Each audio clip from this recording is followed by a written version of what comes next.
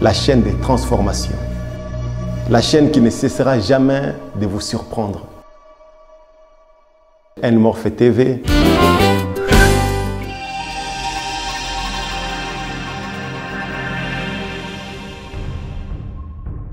Aza déjà un problème sérieux, il y a beaucoup de katinaye. Déjà un problème sérieux, il y a beaucoup de katinaye. Comment on a que au cité moka ya nengona Congo, même spirituellement parlant, nous on a eu de grands prophètes au Congo.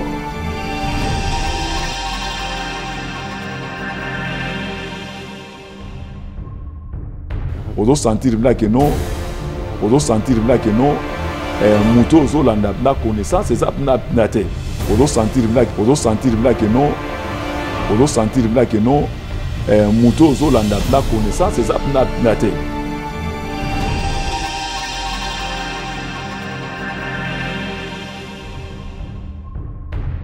La Bible dit mon peuple périt. Par quoi? Par manque de connaissances. Mais comment un pasteur qui n'a pas de connaissances, un pasteur qui est marié, la Bible dit mon peuple périt. Par quoi? Par manque de connaissances. Mais comment un pasteur qui n'a pas de connaissances, un pasteur qui est marié, tu vas aller encore laisser la fille en question pour aller se marier avec une autre et commencer encore l'œuvre du Seigneur? C'est ça qu'il a dit. Et il est toujours pasteur. Mais oui, là-bas il va dire.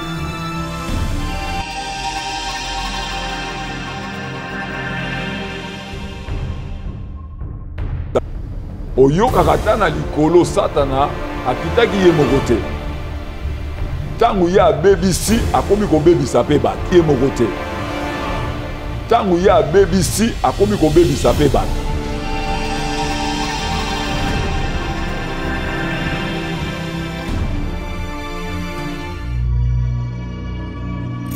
La chaîne des transformations, la chaîne qui ne cessera jamais de vous surprendre.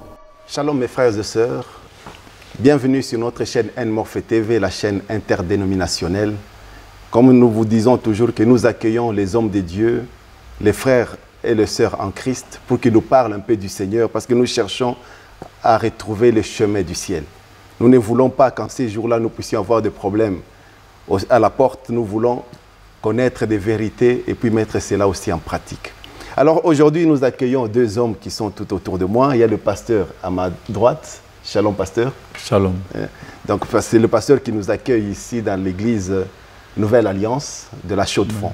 Et ici, à ma gauche, j'ai le frère de Onzinga. Donc, c'est le frère journaliste, l'archiviste, qui va aussi nous parler un peu de son point de vue en tant que frère. Shalom. Shalom. Merci. Alors, donc, aujourd'hui, nous avons une émission bilingue. Donc, nous allons parler en lingala et en français aussi de temps en temps. Mais ça sera plus en lingala, hein, donc pour que les frères puissent s'exprimer librement. Donc aujourd'hui, je m'intéresse un peu, je me tourne vers le pasteur Willy Kiala. Dites-nous un peu comment vous êtes venu à Christ, votre témoignage à vous, jusqu'à ce que vous êtes devenu pasteur. Na pesi nzambe merci pour la question, na lingina na sambela. Ok. Nzambe papa na biso na likolo. Na tiki émission na boko na yo na sengi makila no couvrir biso na kombo na Yesu. Amen. Amen. Ndenge na yebisaki yo ke ngai na botama na RDC. OK. Na botama na RDC nzamba salaki nga faveur na longwaki na RDC na 1985 84 plutôt na komi na Angola.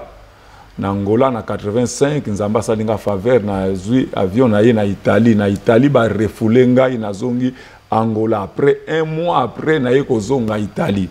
Italie na yeko kende na Bruxelles. Na à partir de Bruxelles na yeko ya na mboka oyo ya Suisse. À partir de 1986 na yaki awa na ville ya la Chaux-de-Fonds. Alors na kutaka pe batu. On a quatre na ville à la Chaux-de-Fonds. Mais na bane ko sambela te. Mais na lupangu na biso na Afrique, ba parents na nga ba bane ko sambela. Tozalaki na église ya Pentecôte. Le papa na nga zalaki mundimi na église ya Pentecôte. Alors mes papa na ngai abane ko sambela nde na Kigoma et pas ya passer Kelani Pata. Alors mais nga nazalaki chrétien te namene kosambela te mais namene kokende nakokende na ngai soki pe ve nakokende na ngai mais nazalaki chrétien te. Donc, excusez, le pasteur nous parle un peu de son parcours, qu'en Afrique, c'était son père qui priait, mais lui, il allait à l'église, mais lui ne priait pas. Et puis son parcours, comment il est venu ici en Europe, il est passé par la Belgique, l'Italie et tout ça. Voilà, tant qu'on a eu, na komi en Suisse, na simana yango, ndenge, bo jeunesse kaka, non na kene nanga Londres, pour Londres, m'tezo pesa bien, na ke na Paris, Paris, pas na ke Londres, ba refoulé nga na Paris, na ke na Allemagne na ke Hollande pe na ye kozonga awa na 1990 mais nazalaki chrétien te na mene kosambela te mais papa na ngai yebisaka ngai likambo moko avant na kabwana na papa na ngai alobaki na ngai Willy soki oza na problème belela Yesu nayebaki kombo kaka ya Yesu soki naza na problème soki naza na ngai bien na mene kokipe na ngai makambo wana te kaka soki nazwi problème nde na mene ko bele la kombo ya Yesu. Alors voilà na simana yango na 1990 tango na ye kozonga wa après na ke ko se retrouver na Zurich. Wana ezalaki na janvier na 1990. À partir ya 94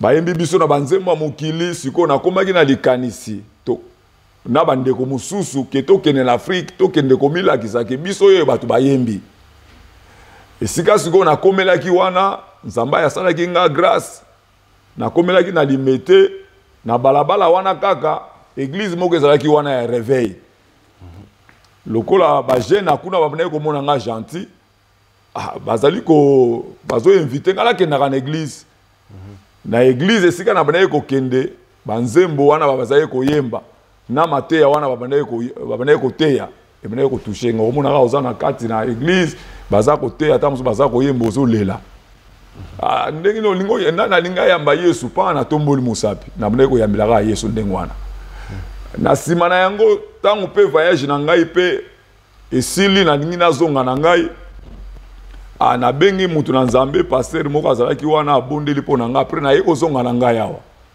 tango na ye kozonga na Suisse na bisika wana nde siko na ye kokamata biloko na ngai nyonso babilamba oyo bakoma bakombo bakasete oyo bakasete mususu bamene koyembela bakombo na ngai nazwi yango nyonso nake kobwaka yango na poubelle après nakomi kaka kopersévérer siko na kotanga Bible pe kobondela ndenge ezalaki. D'accord. Donc le pasteur nous raconte un peu son histoire, comment en 1994, qui sont allés au Congo après que les musiciens des chansons profanes aient chanté et puis ils ont cité leur nom dans des chansons. Ils sont allés au Congo pour se présenter eux-mêmes et à ce moment-là, il a reçu le Seigneur là-bas au Congo. Et puis il est revenu ici, il a commencé à lire la Bible. Alors, ça c'était... Merci beaucoup pour le témoignage, pasteur. Mais une question, mais comment vous êtes d'abord arrivé à être pasteur? Merci. Comment vous avez reçu cet appel-là? Alors, tango nakomaki kosambela na Zurich. Nakomaki kokende ko évangéliser ba témoin bazali. Na ba matanga, na bandaku do ekomaki do ki mutu nyonso kako nga na yebi. Soki occasion favorable pesa mikaka. Na koyana ndako naona kotaliso liloba na Nzambe. Ezalaki ndenge wana. Nazokende ko encourager batu, nazokende koteya batu de 94 tina 2000 tina 2000. Na 2000 na lobino lokola na Zurich misala ezomona na ngote na ya na ngai na la chaude de fond et pas ya vie grand frère na ngai. Afanda na la chaude de fond ngape muna komaka liboso na ye na mboka oyo. Il azalaka na Allemagne. Alors na komaki pa ina ye wana suko azalaki kofana le locle. Na komi kofana pa ina ye après na luki na nga musala alors lokola makamu na Nzambe ezalaki kati na ngai. Na bana ko continuer ko sambela. Alors na 2003 Nzamba sali biso faveur toye kozwa esika pona ko sambelaka. To bandi ko persévérer na ko sambela wana alors bampaka bamikolo baye komona ke nzamba chaki makambo kati na ngai baye ko bondela po na ngai. Donc de 2005 à 2004 baye ko bondela po na ngai na la show de fond awa pour na continuer mosala na nzambe oyo nzamba chaki kati na ngai. Donc vous évangélisez, les pasteurs évangélisés depuis déjà à partir des Zurich. Oui. Il évangélisait et puis quand ils sont arrivés ici, il y a des anciens qui sont venus lui imposer les mains. Oui. Vous êtes devenu pasteur. Frère Déo. J'aimerais juste vous poser une question. Vous pouvez me répondre par oui ou non. Hein, parce que on va développer ça après. Nous avons entendu qu'ici à la Chaux-de-Fonds, il y a beaucoup d'églises alors que c'est juste une petite ville. Est-ce que vous, en tant que journaliste, archiviste, est-ce que c'est la vérité ou non? Oui, c'est la vérité. Donc il y a beaucoup d'églises pour une petite ville. Oui. Ok. Bon, j'ai posé cette question parce que nous avons entendu un pasteur qui a, dans son message, on a reçu un extrait, on n'a pas reçu toute la prédication, mais un extrait de sa prédication, et il disait que les Congolais n'iront pas au ciel. Hein? Bon, bien qu'après, il a dit que ça concerne la nouvelle naissance, il faut d'abord naître de nouveau. Bon, toutes les nations, chaque être humain doit d'abord naître de nouveau pour aller au ciel. Mais pourquoi lui, il a cité seulement les Congolais? Est-ce que vous, en tant que Congolais, est-ce que les Congolais créent des problèmes dans des églises? Ou est-ce que les Congolais ne sont pas spirituels? Nasepeli mingi, merci na yo na koyambanga déjà l'émission na yo. Oyo ezali chaîne na biso to lingaka mingi vraiment. Morphel en tout cas na ko yebisa bande ko belé o bazana na abonné te 4 na chaîne oyo. Yande ko na biso page pe botin bas s'abonner massivement.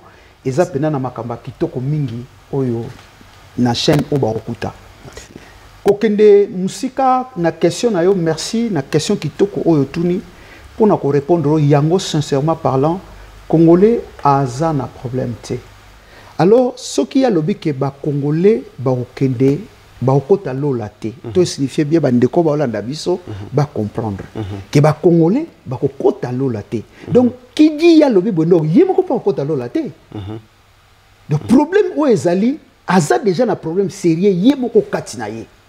Comment on a que au cité mboka ya nengona Congo, o eza mboka ya batebele, o eza mboka moko o lelo tozolo ba makabele, même spirituellement parlant. Nous on a eu de grands prophètes au Congo. O ba prophétisa ba makabu, to mona ba ndinga mbanza, to mona ba kimbangu, to mona, ce sont les vrais prophètes. O lelo ku to ko cité to lobela ka bangote. Place nanu o to ko kozala, moi égaré que moi je vais dire aujourd'hui à partir de là tozo reconnaître ba oya bisoté mais tozo kende reconnaître bateau bisoto yebité tozo sala recours na vraie histoire na bisoté. Sarkozy a dit, il nous a dit, Sarkozy, nous devons écrire notre histoire. Quelle histoire nous allons écrire? C'est entre guillemets, mais c'est l'histoire de nos ancêtres. Donc lui le pasteur là, il a un problème sérieux. Il a un problème. Mon frère, là je vais dire la vérité, il a vraiment un problème de dire aujourd'hui des Congolais, ils ont un problème, ou bien ils sont des problèmes, je ne sais pas quoi dire, mais Congolais, Azali, Bisso, ce qui toke musika, na question non ke nango bien, comment on a que na l'église na Bisso lelo. To yambi batu ebele. Mais Bisso, mutuna mutauti une éducation na ye quelque part. Et tant que nga l'archiviste, journaliste, na holoba vérité. Batouana tangu bayaki bazaki na bagenda caché. Mutoyo auti na bima. Mutoyo auti na, comment dirais-je, auti na kimbangiste. Par exemple. Tout ça là non sérieux. Bundu da Congo tout ça. Aïe. Mais aïe kokuta par exemple na Chaux-de-Fonds, place tout ça, c'est ça l'église. Abandi ko sambela a. Posons-nous la question, est-ce que ako sambela kaka a ou bien derrière sa tête, il a son idée. On ne sait jamais. Ce qui va t'indiquer que babi que kende ko bâtir kuna. Au moins place problème ça. Congolais en a problème té. Mais esengeli na biso to lobaka vérité. Ce qui manque à nous, c'est on est fermé par l'hypocrisie. L'homme, comme je dis, Je vais dire la vérité. Oya komona ngo mabe bandeko, toza na media bolimbisanga, eza pena vérité. Tozali ba hypocrite moko impo. Tu n'aimes pas la personne en question, tu ne parviens pas même à lui dire que je t'aime pas. Il faut lui dire la vérité. Que toi je t'aime pas. Ouais, mais oui, mais déjà, biso to koto ya kabatu. To tambolaka au mona ke muto alinga côté. Mais toi-même tu sais que la personne en question ne m'aime pas. Moi je m'en fous de ça parce que naïbi place au je m'en fous pour toi en église. Ozomona. Naïbi place au outate, naïbi place aux alaraté. Place pour kola naïbité. Voilà les choses. Ozomona, mutu na mutu, aouté sika na ye, mutu na mutaze sika na me, tous en a respect moko mutuel. Tous en a la vérité kati na biso. Ce que linga passé qui a la tête, tu lui dis la vérité. Ce que linga nga deonzinga to yebisinga. Et ça bien. Ozomona, que to vivre ne, et loko o lelo, même pasteur wana ye moko na ba dire ne, aza vrai hypocrite. So to lobito ba no landela to landa makamalo ba to landela vie na ye na mboka ya za to koyoka ba dégâts ko sakana te. C'est eux maintenant au Bazali. Donc, quand l'église aujourd'hui, il est stagné. C'est par rapport à quoi? Par rapport à... Il y a Batouandengwana. L'église n'avance pas. On est stagné à tout. C'est par rapport à ces gens. Ils ne disent pas la vérité. Ils disent au peuple congolais, Lélo a commis le peuple congolais a malheur. Il y a vu mon combo. Mais c'est quoi ça? Pourquoi il faut dire ça? Na place ceux qui nous ont battu ici, yango vraiment. Pour n'acheter na question na ceux qui nous ont battu ici que peuple congolais au côté de l'autre. C'est quoi y est tant que pasteur. Démarche na sali pour peuple congolais au côté de l'autre. Na question na kozonki yango. Tout à fait. Donc à répondre biso ne mission oyo y est démarche ni na sali oyo congolais le côté de l'autre. Pour congolais sala à côté de l'autre. Tout à fait. Ça c'est une bonne question. J'aimerais aussi appuyer un peu ce que vous avez dit. Je me souviens qu'avant, j'ai travaillé à un endroit, il y avait un frère indien. Bon, je l'appelle frère, mais c'était parmi les collègues. Il était un indien. Beaucoup de gens dans cette entreprise ne l'aimaient pas beaucoup. Pourquoi? Parce que lui, quand quelqu'un venait lui raconter, par exemple, tu viens me raconter une histoire sur le pasteur Kiala, lui, il t'écoute, tu lui parles. Et puis le lendemain, quand il va te voir, tu es avec le pasteur Kiala, il vient directement. Oh, mais pasteur Kiala, lui m'avait dit hier que toi tu es comme ça, en face de la personne. Directement, la personne, les gens ne l'aimaient pas, mais je l'aimais beaucoup parce qu'il était comme ça. Donc les Congolais ne sont pas comme ça. Ils sont des hypocrites. Non, les Congolais, vraiment, c'est regrettable aujourd'hui de dire ça. Donc, tu vivas comme un bémakasi, mon frère. Tu vivas comme une hypocrisie, mon corps. On ligue progression à passer à qui à la tête. Ce que c'est le loco bien, bayaka bakumisaka. Mon frère, vas-y. Ozomona. Moi j'ai des amis turcs, ba portugais, ba camarades nga bangwana. Batwana bangom tu ba soutenir nga makasi. Na onga na sala que tant que journaliste tout ça. Ba soutenir nga makasi, ba encourager nga. Mais combien y a biso moko obazali awo? Na short fond aba benga ta obalo ah émission ba abonné oyo baza ba abonné nanga ya c'est pas des gens de la short fond mingi baza ba na bango abonné te même na basala nzambe baza ba abonné te. Donc pour dire vrai c'est l'hypocrisie qui règne en nous. Donc oyo ko s'accaparer na biso oyo kangi biso makasi oyo za bena que non. Donc yoko kende libosote ya kende libosote ngapena kende libosote tozala kaka biso nyoso tout ndenge moko même na makamanzambe même na boy. Donc voilà. Donc hello on a bangwana. Merci beaucoup. Bon, je me tourne maintenant vers le pasteur. Pasteur, c'est quand même ce qu'il dit, il y a beaucoup de vérité. Parce que vous maintenant en tant que pasteur, parce que vous avez des membres d'église, est-ce que je ne sais pas quel conseil vous leur donnez, parce qu'on voit les autres nations, par exemple, je peux citer les Albanais, par exemple. Vous voyez un Albanais qui vient, il commence dans une entreprise, même le Portugais. Il commence dans une entreprise, il est seul, mais il va tout faire pour qu'il fasse venir d'autres Albanais. Il va commencer à aller vers le patron, chercher à ce que le patron engage des autres Albanais, d'autres Portugais dans l'entreprise. Et puis, vous allez voir quelques temps après, il y a beaucoup de Portugais, il y a beaucoup d'Albanais. Mais les Congolais, est-ce que vous leur demandez quand même de faire la même chose aussi ou bien non? Ou bien est-ce que les Congolais, c'est seulement chacun pour soi? Ouais. Alors, l'église, c'est pas seulement la Bible. Ça, la pensée, moi, l'église, mutatonga yango eza Yesu. Ok. Église oyo ekokende likolo. Eza église oyo Yesu atonga. Ozolanda.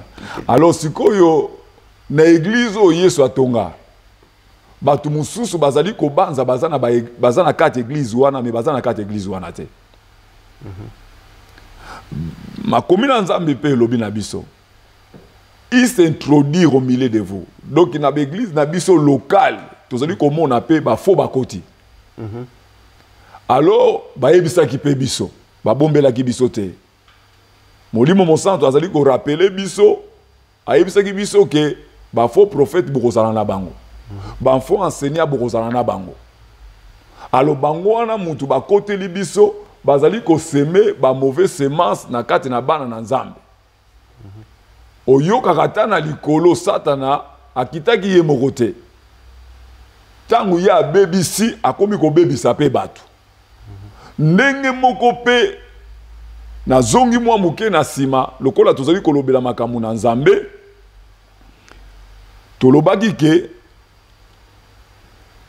na mboka oyo toyambi basali ya Nzambe ebele basusu bazalaki basali mais susu bazalaki na bango basali te ba oyo bazalaki basali pe oyo bayaki bazwaki pe kaka ba membre mususu na kati na église pona kosala ba église yango no yoka kata mususu mutu moko afandaka na RDC aza na église na ye na Paris aza na église na ye awa na Suisse batu basali mwa berere ebele kola yokela biso mawa na Afrique kutu tokoma komona to banaye koyoka ke bandoki pe to banaye komona tipo wana azalaki ndoki mususu pe tokoma koyoka ka azalaki ndoki mabongola motema mais na Afrique awa na poto eza mwarar Nzamba yokela biso mawa mais toza kobondela lokola Nzambe ye moko mutu abengaki biso biso zo continuer kosala nini kobondela kobosana te Yesu azotambola na ba disciple na ye bamoni type moko bo azalaki soki aveugle ba disciple batuni balobi pona nini abotama boye eza pona masumu na ye moko ou bien pona masumu ya baboti na ye Yesu alobi te eza pona masumu na ye moko te eza pe pona masumu ya baboti na ye te mais ezali po ete nkembo na Nzambe sala nini emonisama tozo continuer kobondela Nzamba yokela biso mawa. Mais vous donnez quand même des conseils. C'est que s'il y a des mauvaises habitudes, il faut quand même que les gens reviennent à la parole, non? Qu'ils aient de bonnes habitudes. Mais ma commune Nzambe lobi boye ba oyo ba bongola ki mitema. Ba chrétien à liboso. Oyo baza lokola modèle na biso. Ma commune Nzambe lobi ete babandaki ko persévérer. Po ete ba yoka ki ete kozanga koyeba ezali liwa. Alors siko tango baye kozwa mwa conscience ya kondima Yesu lokola mokonzi pe mobikisi ya bomo ina bango eloko nini basalaki bakomaki ko persévérer na koyekola maloba na Nzambe bakomaki ko persévérer na communion fraternelle kozala lokola bandeko babandeki ko persévérer na yango pe bazalaki ko persévérer na fraction de pain oyo ezali le saint pe bazalaki ko persévérer na prière mais ezali na ba mingi oyo tango andimi Yesu lokola mokonzi pe mobikisi na bomoi na ye afana na ye na ndako ayaka kaka ata mususu dimanche azali kozela lolenge wana eza pasi Nzamba yoka mawa tozela lola ndenge wana te. Bon, pasteur, une question qui me vient aussi en tête. Quand même, s'il y a les frères qui restent à la maison, ils ne vont pas à l'église, est-ce que les pasteurs ne sont pas aussi quand même concernés là-dedans? Ce n'est pas à cause des pasteurs qui ne sont pas sincères que les gens ne voient pas la sincérité dans leur vie? C'est la raison pour laquelle les autres se refroidissent. Kobo sanelo komo kote. Nzambe tango azalisaki mokili oyo. Azalisi banyama, azalisi bandeke, azalisi bambisi na mai, tango Nzambe asalaki moto na elilingi na yachaki na jardin. Nzamba azalaki koya chaque fois pona koteya bango. Oyoka te ke bako twango bakoyaka. Hein? O bato Nzamba azalaki koteya na jardin. oyoka te ke baliaka mbuma ndenge moko pe baoyo tozali koteya oyo nzambe asali biso faveur eza na bato mosusu bazali comprendre balobi ke jusqu'au bout mais eza na bato mosusu oyo monguna azali séduire bango apôtre Paul alobi nini alobi nazali kobondela nzambe po Satan a séduire bino te donc eza na bato mingi monguna nde moto azali séduire bango. Ok, d'accord, merci beaucoup. Alors frère Déo, nous aimerions vous poser juste cette question. Je ne sais pas si vous pouvez nous répondre. Hein? Parce que, avec votre expérience, oui. Hein, quand vous êtes l'archiviste ici dans la ville de la Chaux-de-Fonds, est-ce que les séparations qu'on trouve dans les églises, selon votre expérience, est-ce que la plupart des séparations qui se passent dans les églises, c'est à cause des Congolais ou bien c'est aussi parfois à cause d'autres nations? Est-ce que les Congolais sont les fauteurs de troubles dans les églises, oui ou non, selon vous? Non, je peux dire oui, je peux dire aussi non. Ce n'est pas seulement ici à la Chaux-de-Fonds. Partout, l'église est au Kabwana. Partout aux Omona, le problème est allé. Même au Congo, en venant ici, tout ça, en Angola, partout, il y a toujours des séparations. Mais des séparations dit à quoi? À quoi? Voilà, c'est là où je voulais en venir. Pour te répondre vrai. D'accord. Tu sais, tu vivaka, tu as un agenda caché.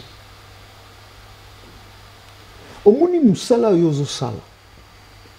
Eza musala o ngape na sala. Mais musala na biso po kele liboso, il faut tozala na totala ego na biso, tozala na même sentiment. Pour na musala et kele liboso. Mais pour vouloir ngate, ngape na vouloir yote, na vouloir pe pasteur te. Place wana musale ko sa nini et quel liboso.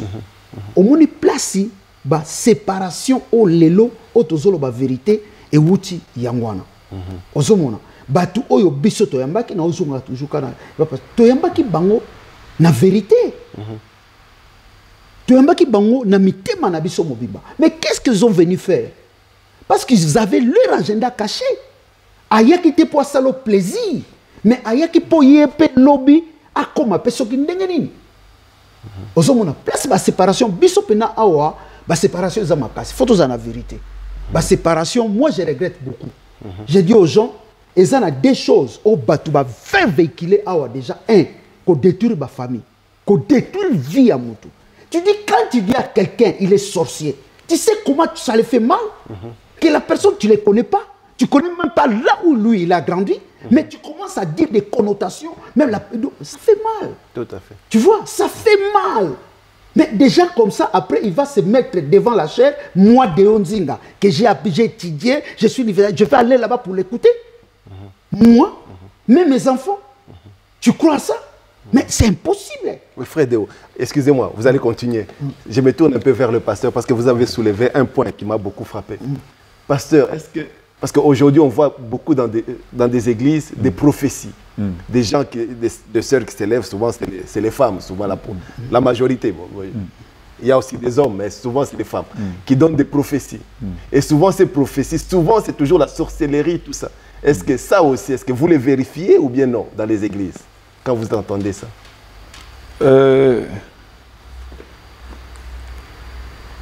Et là, on a lingi na zongela lisusu boye na Europe ba erreur esalamaki mwa mingi.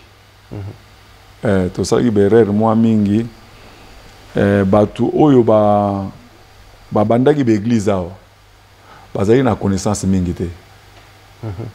Connaissance ezali na makasi pinda te. Bon, maintenant il y a la connaissance des églises. Ah, mais ndenge makomi lobite connaissance ko ça ni ko mata.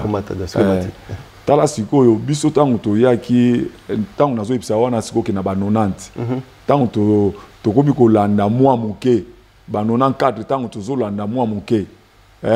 Ozo sentir là que non muto ozo landa na connaissance eza na te. Omoni.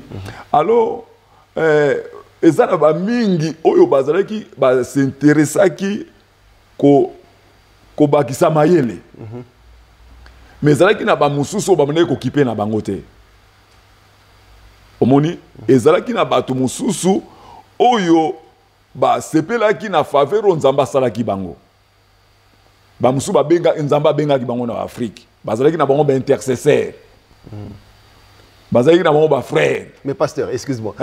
Comment quelqu'un peut commencer une église s'il n'a pas la connaissance? Il commence l'église pourquoi?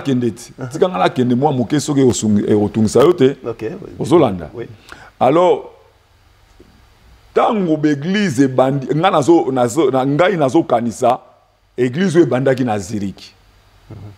Po église donc ezalaki na génome moko ya mundele. Amene ko sambela na une église ya ba mindele na réveil, église à réveil. Alors siko ezalaki na ndeko moko pe azalaki na yeka ka frère na église ya babenga ronne o ya Bethel na cellule la Bethel aye awa azalaki frère mais azalaki na zel. Alors siko akutani na mundele wana o ya bane ko sunga biso mwa muke abane ko landela biso on non faut ko luka ka salle poto sa l'église. Alors, je ne sais pas mundele à quel kosenga pe kaka sale pa ya manani et pas na église ou abane ko sambela wana. Ba tikili sikoyo ba tikili bango sikoyo espace. Sikoyo église to bane ko kendeza ki ndengo wana. OK. Alors la plupart il y a des églises na Europe et banda ndenge wana. Alors ezana batu mususu. Tala sikoyo kaka ke obandi église lolenge wana connaissance ezate. Tango soyo kasiko ki mutu moka zo tutuka azoloba ke nzamba lobi osani lokola connaissance ezate okotika kaka bomi mamaka na mpepe wana. OK. Nzoka sans le savoir ezaba semence ya munguna oyo kaka ndenge bazali kotalisa biso boye soki na likolo munguna kendeki kuna pona kofunda Job ebongo awa donc munguna pa visitaka biso alors soki yo sali erreur munguna sali na kote liyo. En plus, kobo sanate, awa na Europe, toyamba batu abima, toyamba batu ya budu ya Congo, toyamba batu oyebika ka église nyonso ezalaka na Afrique wana. Ezana ba mususu o bazalaki ko bondela na molimo pe na solo, mais ezalaki na ba mususu bazalaki ko bondela bango na molimo pe na solo te. Ba mususu bazalaki na bango pe batu ya mpeva longo. Alo tango ba yaki awa. Ezana ba mususu banayi komi pesa na bango na kolukata mususu mbongo a musala ye église ayebili yango kaka dimanche. Le plupart ya batu wana nde tozalaki na bango pe toza na bango na kati na l'église awa. Et pourtant ata ba oyo mususu pe baye kozwa connaissance awa balobi boye ajouter à la fois la connaissance ou bien tant mutu abota misika esengeli a désirer miliki. Tozali komona peza na batu mususu komona andimi Yesu lokola mokonzi pe obikisi na bomoi na ye mais miliki alingi na yete. Siko batu wana mutu bokoma komona ata mususu ata mususu na internet. Akoyoka mate ya pa essuyer sans le savoir ata mususu mate ya wana koyiko sala ata mususu mikuwa pona ye, misuni pona ye. Batu wana sikoyo mutu bakoma ko qualifier batu na nzambe mususu na kati na Europe oyo bazali ko meka ko sala mwa effort na ko yekola. Bakoma ko qualifier bango bafo. OK. Donc ezali na batu mususu na question tunaki ke prophétie mama moko azwi peve banini tomona makambo wana. Biso moko pe na kozanga koyeba nga moko na Zurich tango na bande ko sambela kala. Ozo montana mla ko sambela na Zurich pardon. Mama moko boye azo parla langue na ye nga na zuiye na bimisi na banda emilimu mabe. Na memie na mopanzi. Omoni. Mais le pasteur n'a rien dit à ce moment-là. Ah mais pasteur azali na libosoti. Biso siko lokola ba intercesseur. Lokola biso batu tobona okete na ba balabala. Connaissance ezalaki mingi te. Ata ba mna kote ya te ya biso mwa muke. Mais ba niveau ba parler langue wana na ba te ya ki biso na ngote. Ta on a moni siko ke to moni mutazolo ba parler langue pas to zuye to bimisi et to banza ki milimu mabe. Alors ezana batu mususu pe ba lokote la milimu mabe na ba parler langue wana. Mais ezana batu mususu pe ba parler la langue pe na ndenge ya vrai. Tout à fait, tout à fait. Alors, le frère Déo, une petite question pour vous. Je ne sais pas si je peux vous poser je peux poser cela à vous. Je pose quand même. D'accord. Parce que... Pas seulement, ouais. Faut pas hésiter. Parce que comme le pasteur l'a dit, parfois, au début, il y avait des pasteurs qui commençaient l'église sans avoir vraiment une grande connaissance de la parole. Bon.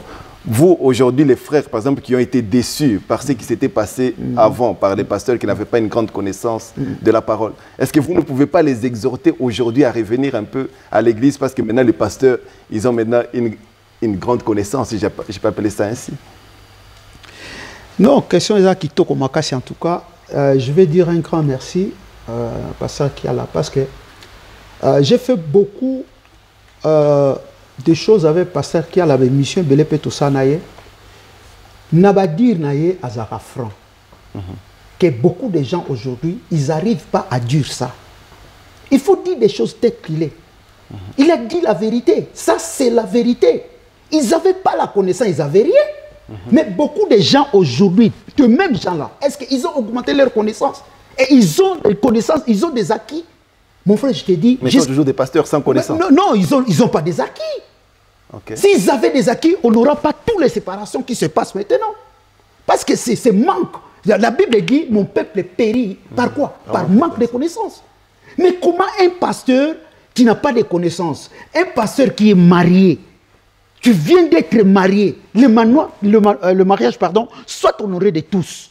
Tu es marié, tu as fait l'église, tu as fait la mairie, tu as fait le coutumier, tout ça. Mais à toi-même, tu vas aller encore laisser la vie en question pour aller se marier avec une autre et commencer encore l'œuvre du Seigneur. C'est ça que lui, il a dit. Et il est toujours pasteur. Mais oui, là-bas, il va dire quoi aux gens là? Mais les gens ne peuvent pas lui montrer ça dans les Écritures. Mais non, c'est ça que moi j'ai dit. Moi, je suis l'archiviste. Parce que j'ai les images, j'ai tout. Si je balance ça aujourd'hui, qu'est-ce que les gens ils vont dire? Que ADO, comme déjà ils ont commencé à dire ça, à cause des pasteurs qui là, je vais dire ça la vérité, devant les gens ici. Bon, il faut dans le bango parce que, pour la nini, il souté l'émission nanga. Il souté pour naïe. Quand il a dit que, tu vois, moi, nazoba na bandeko, boyo kanga, o ezanga soko ondimango ondimi so ondimango te etalio parce que ngana yeba musala nzambe ba yeba ke na ba prophétie o eza vrai. Oui, tout à fait, la Bible le dit. Oui, la Bible le confirme. Oui, tout à fait. Le pasteur qui il était venu chez moi, il a dit Monguna est devenu un dragon. Tu vois? Et Lokoana, même son grand frère, il m'a interpellé. Pourquoi tu as accepté que lui passe pour dire ça? Moi, j'ai dit, mais je ne sais pas. Tous les gens ici, ils ont mal pris à ça. Non, parce qu'il y a le Bible, comment mon gouna a comme un dragon. Mais ça fait combien de mois après qu'on a eu le coronavirus? C'est lui qui a prophétisé. Donc c'est un vrai prophète. Mais oui, il a prophétisé.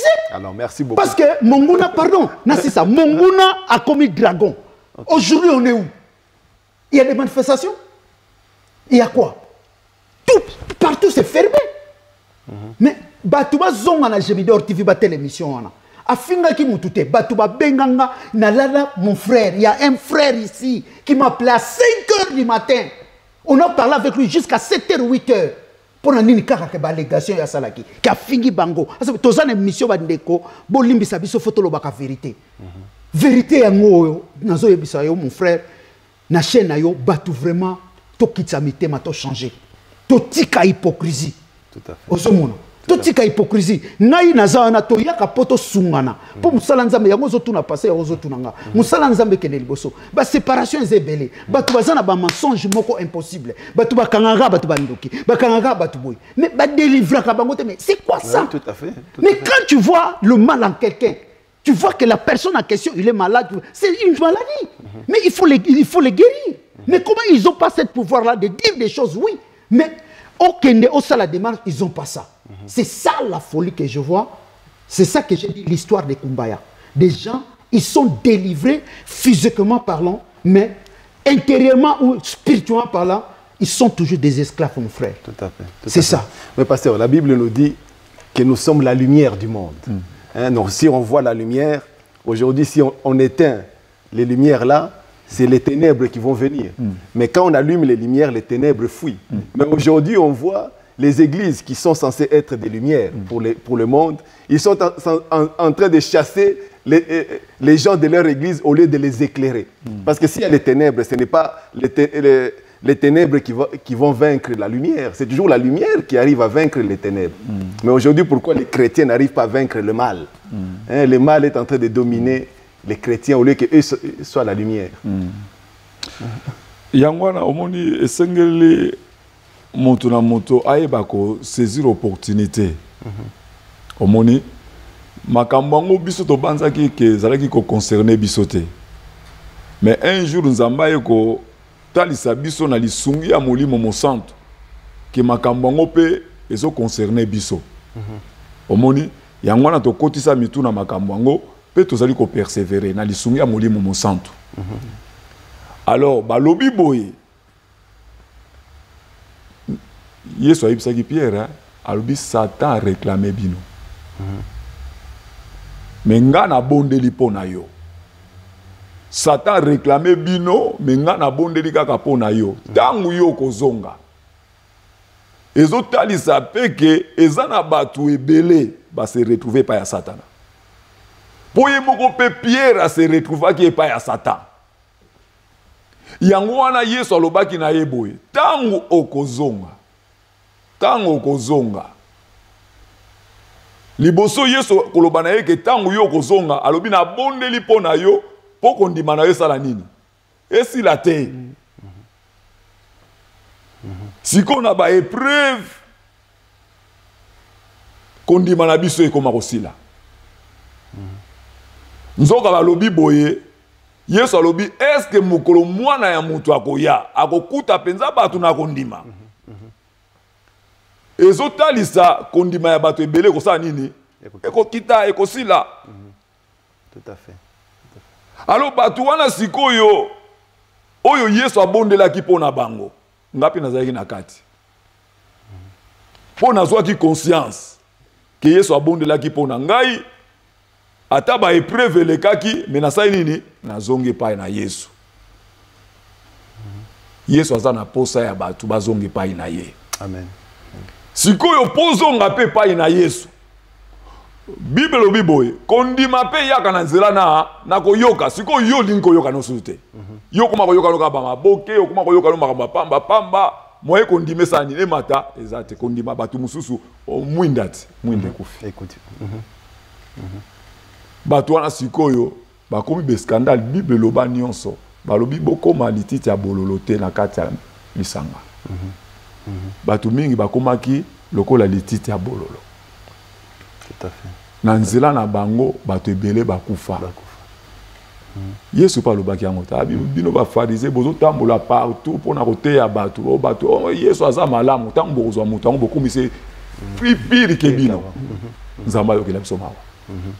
Tout à fait. Il ne faut pas que les gens se découragent. Il faut continuer toujours à persévérer dans la foi. D'accord. Okay. Mais frère Déo, j'aimerais insister parce qu'on est arrivé bientôt à la fin. Ouais. Insister. Est-ce que le frère, bon, avec votre expérience, comme vous avez parlé des prophéties, les gens sur qui on a donné des fausses prophéties, qu'ils étaient des sorciers par exemple, est-ce que ces gens-là n'étaient pas un peu plus avisés que les autres pasteurs, ou bien que les autres membres de l'église? Alors on leur a dit ces paroles-là pour les décourager, pour qu'ils puissent quitter l'église. Mais oui, c'était ça. Parce que si je veux dire, comment dirais-je, ils ont abattu, oyo baza vraiment na misala mabe. Oyo ba pesa ba combattant que ba serviteur de Dieu. Baza ba serviteur ya Nzambe te. Baza na misala nda mabe. Bango ba mimuna ka betwalo eza kati na mutu. Alors bako sala nini bako ya basala connotation moko ya mabe po e décourager yo o kende su o sala suma kama Nzambe te otika parce que ba sentir moto kati na yo. Ici à la chaude fond, quand nous on a commencé l'œuvre, moi j'ai pas commencé l'œuvre ici, moi depuis l'Afrique. Bisonga na vandi na mbinza ipeni na veni Bumba toza batali boso. J'étais à quel âge j'avais à l'époque?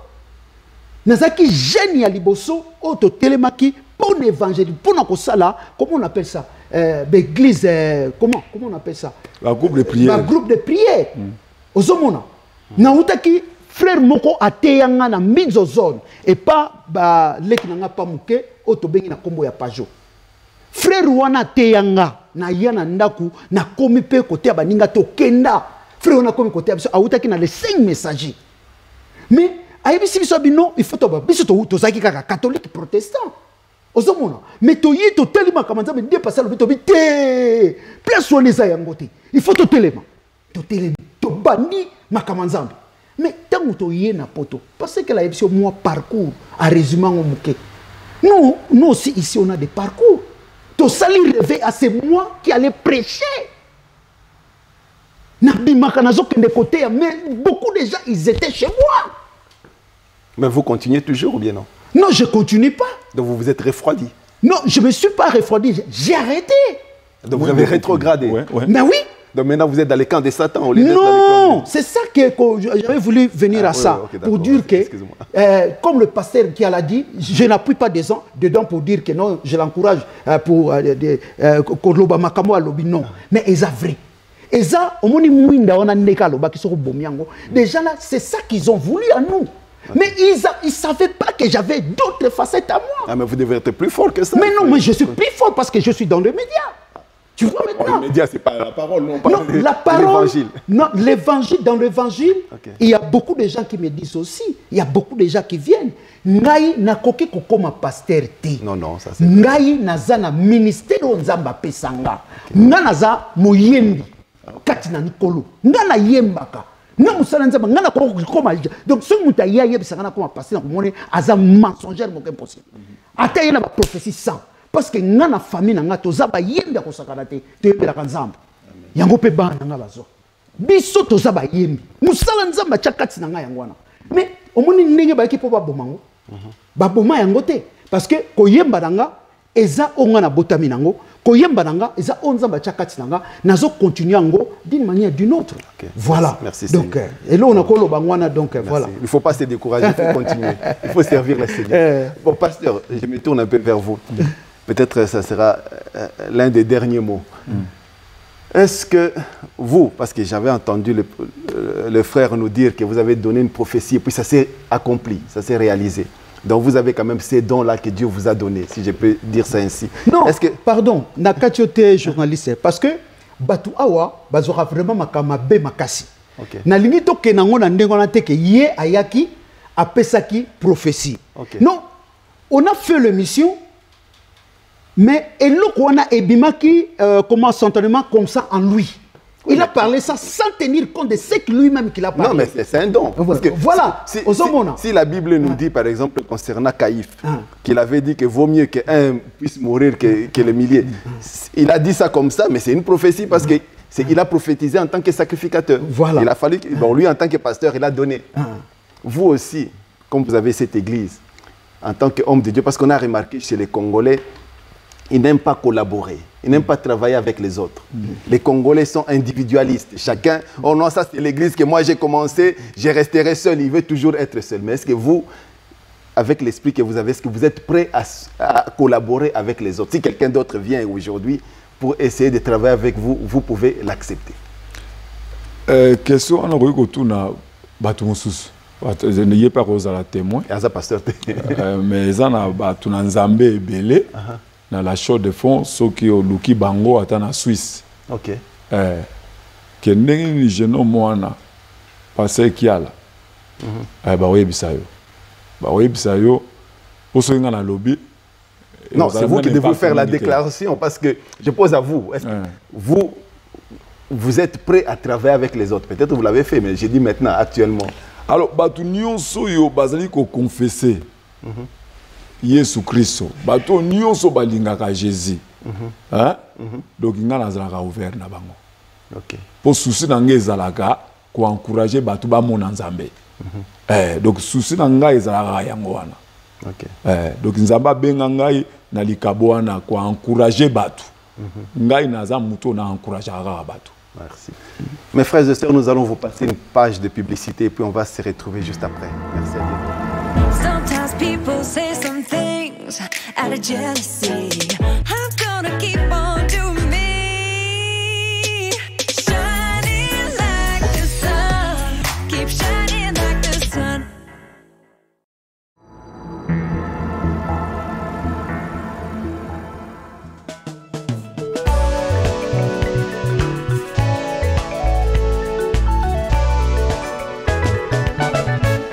nouvel album, N-Morph TV présente l'album Expérience de chacun. Pasteur Botin Ndala. L'album Expérience de chacun. L'album est déjà disponible sur toutes les plateformes de téléchargement gratuit. Tapez sur YouTube Pasteur Botin Ndala. Vous trouverez des titres comme Fils de l'homme, Tout service rendu à Dieu, L'expérience de chacun, Fais-moi comme Marie et plein d'autres titres encore. Plus de détails, rendez-vous sur la page Facebook N-Morph TV et sur YouTube N-Morph TV également. Mes frères et sœurs, merci beaucoup. Nous revenons encore sur notre plateau. J'aimerais aussi vous poser la même question presque.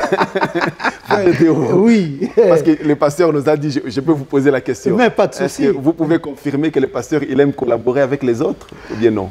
Pour confirmer, c'est trop dur. Parce que Ngai n'a pas ko na loba vérité. Na zalaka na été. Tovanda na été. Batuye asala na bango na yebite comment bango bakabwana. Mais moi je peux dire oh ya lobi yo ozala na habilité il y a ko poser pe batona ba question. Ozomona ye alobi le remonter. Alobi kaka simplement parlant que non, il faut aller poser aussi batouana question ba peso bango ba soki ya azaki na habilité ya collaborer na bango ou pas. Mais parce que le pasteur m'a dit de vous poser la question. Mais oui. Parce que alors, les autres là je les connais pas. Non, la vérité est aboui. Na ko expliquer le moko. Omoni émission tozo sala poto sunga bandeko ba comprendre. Ba vérité o le kakana mboka na biso ana short form. Na lobaki na sisitaki loko moko ezake hypocrisie eza makasi. Omoni eloko moko ye moko lobaki na zongeli abike bazalaki na connaissance te. Mais eloko moko bakisaki te ba kombo ba bengaki bango ba pasteur, ils étaient pas des pasteurs. Mais tango bazo bima, bazo ko évangéliser. Masone tel ba kombo benga bango na kombo wana. Bango ba lati yango ba sepeli. OK. Moi je dis la vie est là. Ok. Bien bon, c'est bon. Mais qui a fait les démarches pour penser à comment à mériter yango? Parmi bango surtout. Il y a ça qui démarche wana. Yanga biso que tangu ba sala nzambe ba tala ki ba mona ke loko zaki katina ye, ba lobi non, ba prier pour na ye, ba da musala. Mais les autres là, ba nani o ba yaki ba prier ki pour na na musala. Et puis musala ngo ba banda ki yango. Oyo lelo séparation place ezali.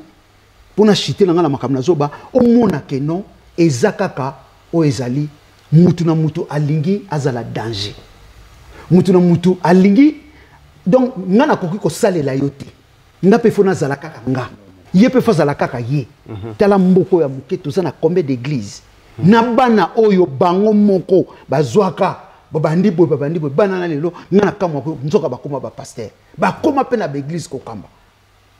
Mais pourquoi biso mututo bandaki est vraiment comme un pasteur te? Donc biso vocation na katina biso non, mais il faut yeba et loko onzamba che katina yo. Ozomona vérité, mon frère, c'est ça. Oh ya lobi, c'est la vérité. Et ça que to sunga bandeko wana batika makambo oyo.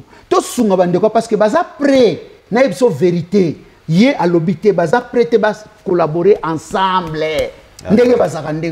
Moi je te dis la vérité. Mutu moko tana shot fa mentir ango. Baza prêté. Baza na agenda caché. OK. Donc comment est endroit auto ça? OK. Mais pourquoi pas bon baba endroit non? Oui, c'est très grand. Très grand. Ouais. Mais pourquoi pas ko ya pe ba vendre ba chapena ba sala pena ba che vérité na mesa non? En tout cas ndenge za bobo kiala yo za kaboza.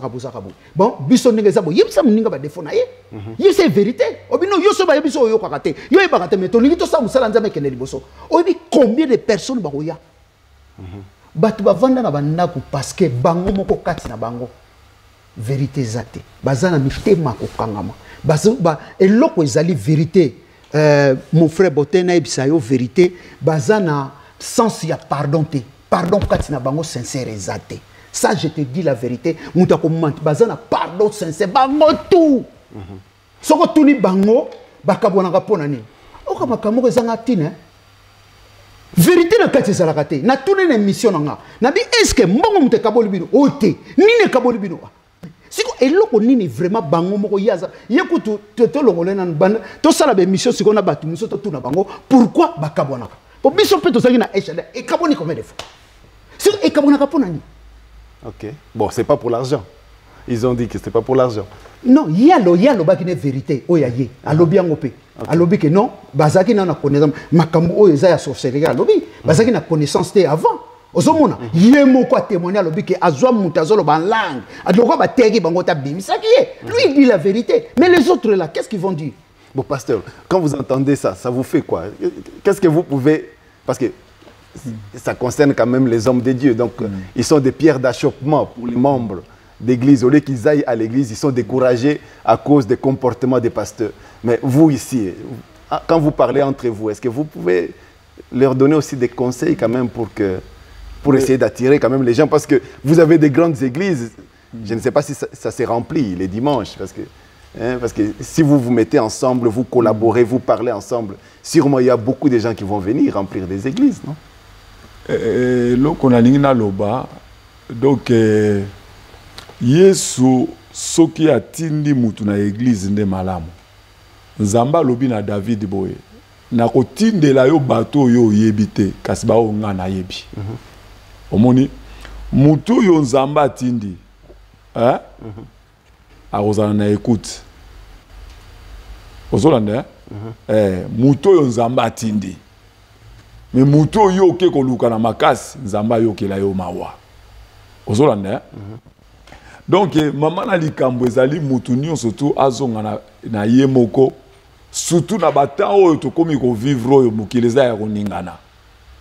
Ozolanda eza na batu ebele oyo monguna récupérer na batan oyo kaka. Alors biso bato nzamba azali ko sala faveur quand même. Omoni mokola lelo omoni lobi kobeta na ntolote. Pona sima na kufa kosambisa mezali. Makambo biso toyebaki yango te. Omoni nzamba kwa epe kosala ndenge makambo nge bandaki soki pe na lupangu na biso. Ngabe na bandela ngo kuna. Mina mne ko kipa yango te. Na banzaki ki mne ko concerner ngai te. Na ye na poto awa na sepelaka nzamba salanga faveur moko.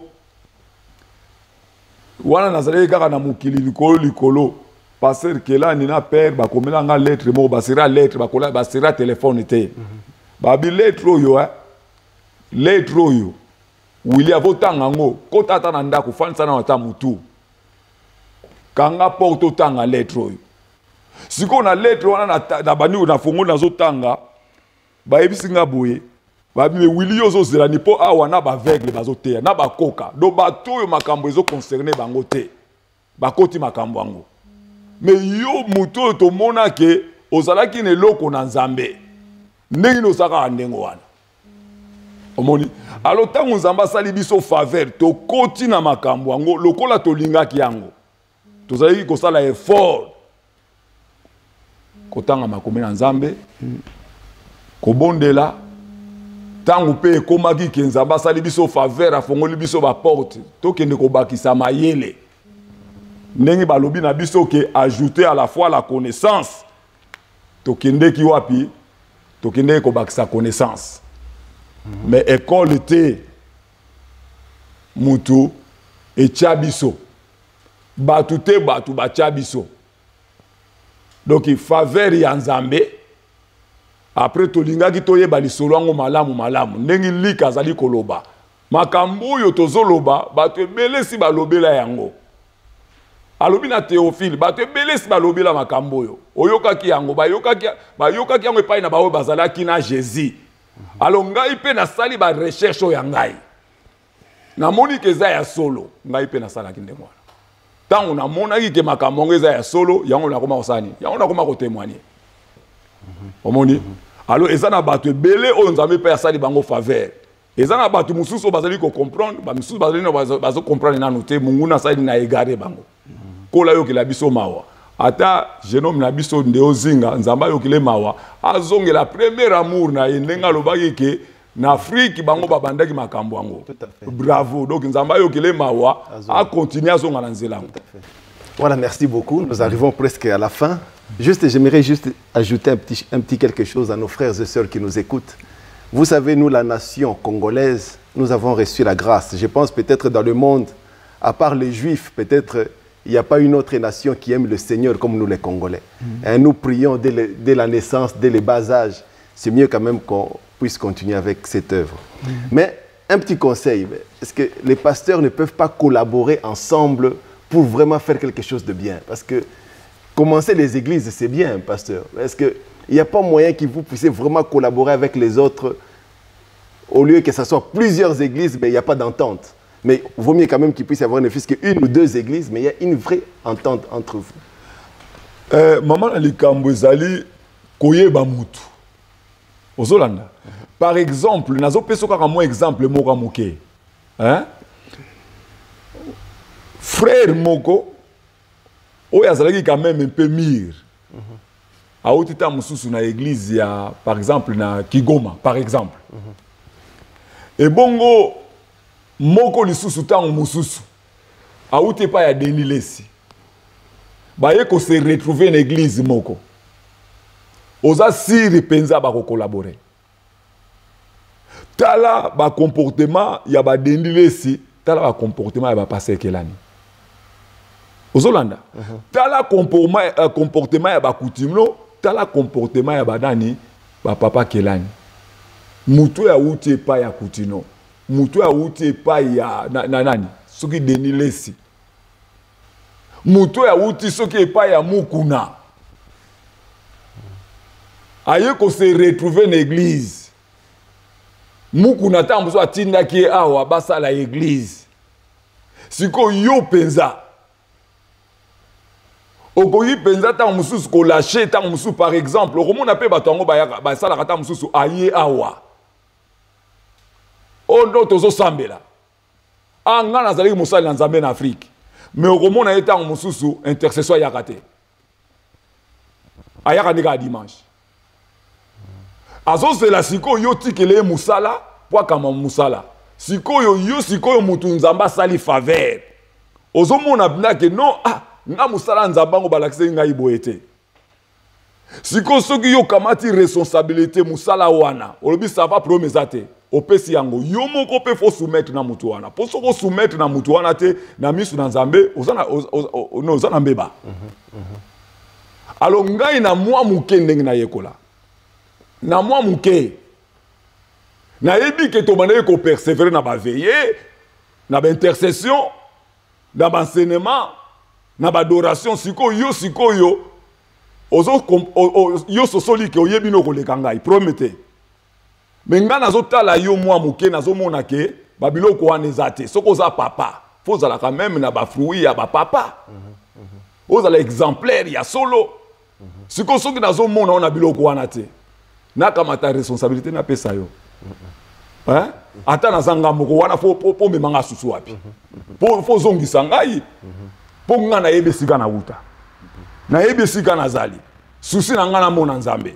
Siko soki na tali ba fruit na zo mona bake non et pas na yo moi berere zali. Hein? Moi bolembo ezali. Ou bien faiblesse ezali. Na sa elandenge. OK, tout à fait. En tout cas, merci beaucoup pasteur. On a du plaisir à vous écouter, mais on doit quand même arriver à la fin. Merci. Alors, frère Denis, j'aimerais vous donner un petit mot de la fin. Qu'est-ce que vous pouvez dire à nos frères et sœurs qui nous écoutent? Bon, c'est difficile, toza la fin de l'année. Année 2020, ça s'achevait bientôt là. Aussi Sayango. Na raison on a 2020 kotal sabandeko. Ezaki année moko oyo toleki makambo ebele.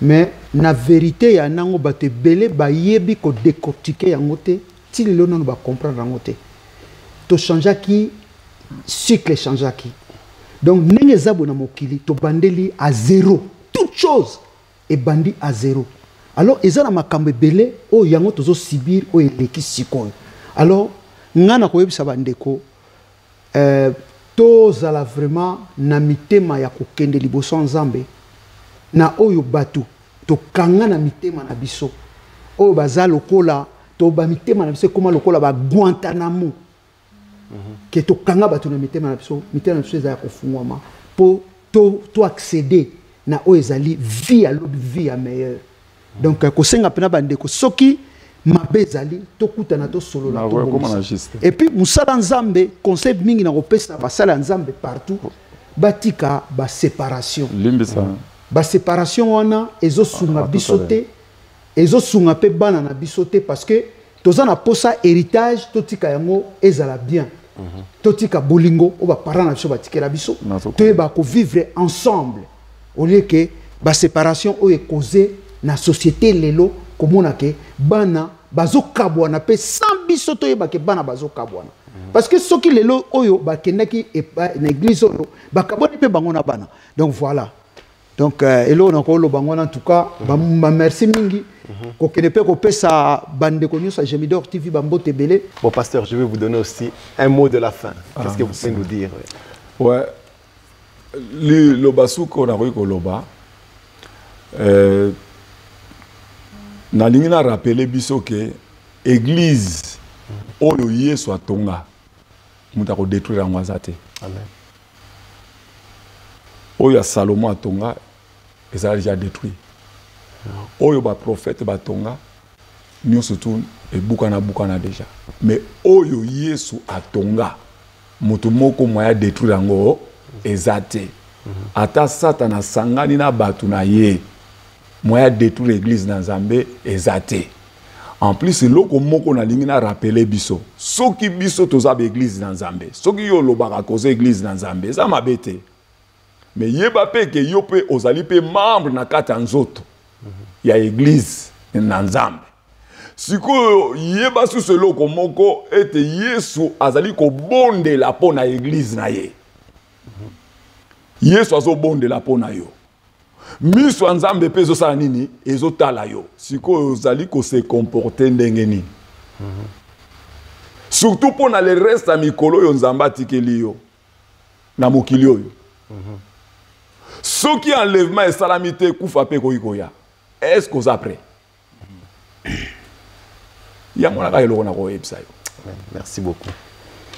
Merci beaucoup pasteur. Merci beaucoup, frère Déo. Mes frères et sœurs, nous sommes arrivés à la fin. Vous-même, vous avez entendu les paroles de nos bien-aimés frères et pasteurs. Il faut vraiment qu'on revienne à Jésus-Christ. Et puis, pour les frères qui sont, et les frères et les sœurs qui sont ici dans la ville de la Chaux-de-Fonds, nous vous conseillons vraiment de venir dans la maison du Seigneur. Vous avez vu un homme de Dieu, plein d'humilité, beaucoup de bonne volonté pour servir le Seigneur. Alors, vous n'aurez pas d'excuses au jour du jugement. Parce que vous avez une église ici dans la ville et vous ne voulez pas venir soutenir l'œuvre. Nous vous conseillons de venir et de soutenir l'œuvre du Seigneur. Parce que si Dieu il a envoyé un homme de Dieu ici, c'est pour un travail. Parce que Dieu savait qu'il y aura des enfants qui auront besoin de la parole qu'il a inspirée son serviteur. Mes frères et sœurs, nous vous disons merci beaucoup. Et nous remercions aussi l'ingénieur Pajo Koul qui est derrière la caméra. Et à tous nos frères et sœurs, merci. Que le Seigneur vous bénisse. À bientôt. Au revoir, merci. La chaîne des transformations. La chaîne qui ne cessera jamais de vous surprendre. Enmorphe TV.